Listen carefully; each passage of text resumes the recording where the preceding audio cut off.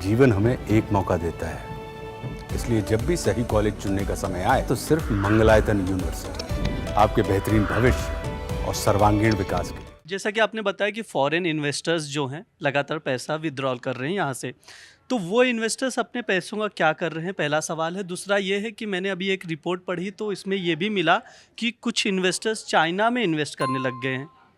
बहुत जो आपने रिपोर्ट पढ़ी है वो काफ़ी सटीक रिपोर्ट है।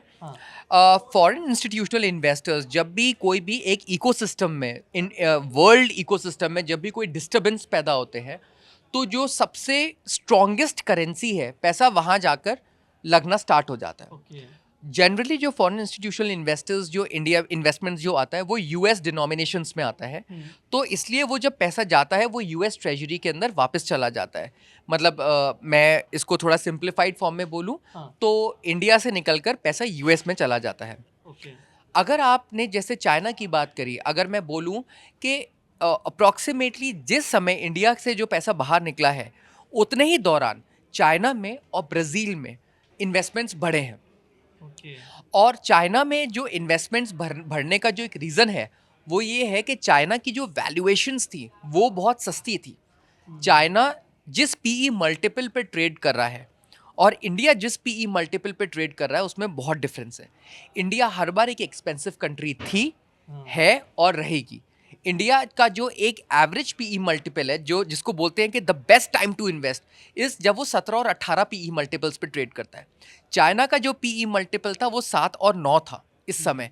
सो as a result of which foreign institutional investors को ये लगा कि चाइना एज अ करेंसी एक सस्ती इकोनॉमी है, उसका वैल्यूएशन सस्ता है, वहाँ से रिटर्न्स आने के चांसेस रिलेटिवली ज़्यादा है। As a result of it जो पैसा है वो चाइना के अंदर डिप्लॉय हुआ, जहाँ से अप्रॉक्सीमेटली 13% के रिटर्न्स आ चुके हैं अभी तक चाइना एज एन इकोनॉमी के कारण। अगर आप हैंगसेंग इंडेक्स को देखें तो वो एक प्रॉपर मापदंड है ये डिसाइड करने के लिए कि चाइनीज़ मार्केट ने बेटर परफॉर्म किया डिस्पाइट द फैक्ट कि चाइना की economy is not doing so well. और इनफैक्ट मैं बोलूँ तो इंडिया के केस में एग्जैक्टली उल्टा है, Indian economy is doing well. अगर आप इंडिया के जो भी इन्फ्लेशनरी फिगर्स हैं, अनएम्प्लॉयमेंट फिगर्स हैं, आपको पता है कि इस रुपी के स्लाइड को कंट्रोल करने के लिए दोनों फाइनेंस मिनिस्टर एंड आरबीआई ने अपनी जी तोड़ मेहनत कर ली। Like for example finance minister ने तो 12 लाख तक का एग्जेम्पशन कर दिया इनकम टैक्स में, और आरबीआई ने रेट कट कर दिया 25 बेसिस पॉइंट का, और डॉलर स्वैप भी किया है। और अभी वो ओएमओस के बारे में भी और बात कर रहे हैं जहां वो बॉन्ड्स खरीद कर रुपी फ्लोट करना चाहते हैं मार्केट में, सो दैट ये जो करेक्शन जो है मतलब या ये जो रुपी जो वीक हो रहा है उसको कंट्रोल कर सकें। और ये एक्चुअली रुपी कंट्रोल सरकार का और आरबीआई का बहुत इंपॉर्टेंट संगठन से ही कंट्रोल हो सकता है। सो मैं ये बोलूँगा कि जब तक इकोनॉमी बहुत स्ट्रॉन्ग है तब तक इतनी डरने की ज़रूरत नहीं है।